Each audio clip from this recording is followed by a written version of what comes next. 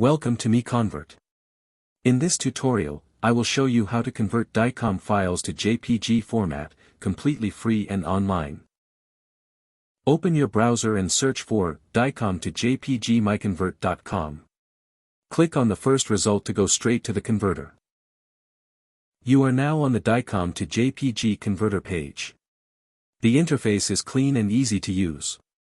Let's upload a file. Click the Choose File button. A file picker will open. Select the DICOM file you want to convert, then click Open. Your file is loaded and ready.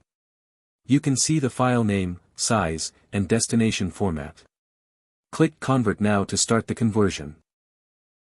The conversion is in progress. You can see the progress bar moving. This usually takes just a few seconds. Done. Your file has been successfully converted. Click Download to save the JPG file to your computer.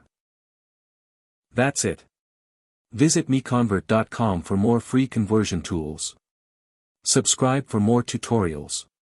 Thanks for watching.